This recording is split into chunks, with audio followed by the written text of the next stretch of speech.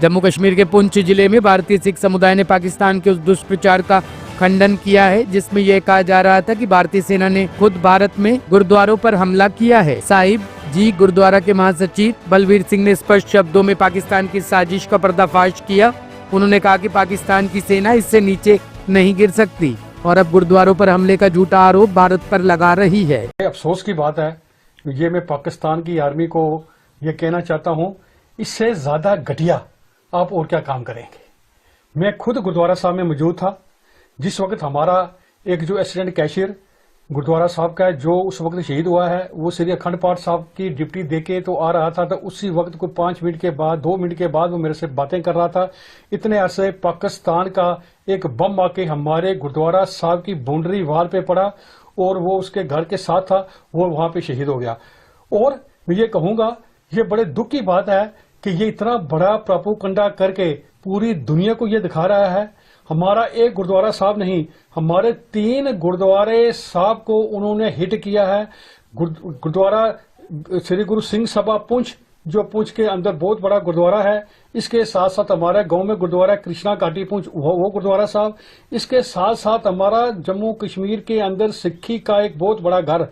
जो कि श्री गुरु गोबिंद सिंह जी महाराज का थापे हुए स्थान श्रीमंत डेरा नंगाली साहब पुंछ, जो कि पुंछ के अंदर नहीं हिंदुस्तान के अंदर बहुत बड़े श्रद्धालु जो पूरी दुनिया से वहां आते हैं, उसके साथ ही बाउंड्री वॉल के साथ ही वहां पे जो है कि एक बम आके गिरा है। मगर बड़े बड़े अफसोस की बात है कि पाकिस्तान की जो आर्मी है वो पूरी दुनिया के अंदर एक बदनाम जो आर्मी है, इसने झूठा प्रोपेगेंडा करके ये कह रहा है कि इंडियन आर्मी कर रही है। देखो, मैं समझता हूँ कि पाकिस्तान इससे ज्यादा बचकानी हरकत नहीं कर सकता और जो ये स्टेटमेंट दी जा रही है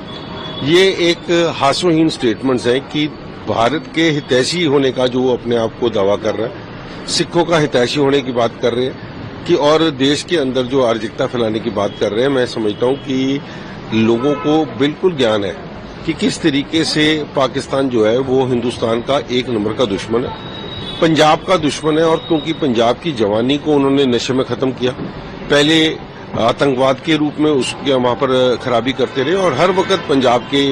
हर मौके के ऊपर इन्होंने कोई ऐसा मौका नहीं छोड़ा जहां पंजाब के लोगों को खराब करने की बात की जाए। सो पाकिस्तान से ऐसी बातों की उम्मीद रखी जा सकती है, पाकिस्तान से कोई प्यार की मोहब्बत की बात नहीं रखी जा सकती। वो जब भी मुंह खोलेंगे कोई ना कोई आग बरसाने वाली बात करेंगे। और इतने अगर वो सिखों के हितैषी है तो एक बात का जवाब दे दें कि जब पार्टीशन हुआ था 20 लाख सिख था वहां पर, 20 लाख सिखों में से आज वहां पर सिर्फ 8000 सिख रह गए हैं। बाकी के सिख आगे कन्वर्ट कर करके उनको ऊपर तहसीतें डाल डाल के उनको वहां से भगा दिया गया या उनको कन्वर्ट कर दिया गया। सो ये इस तरीके की बातें करके इस देश के सिखों को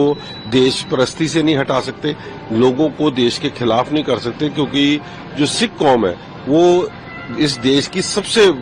ज्यादा मैं कह सकता हूँ वतन परस्त है और इसके लिए उनको कोई गुमराह नहीं कर सकता। Bureau report, team top story news.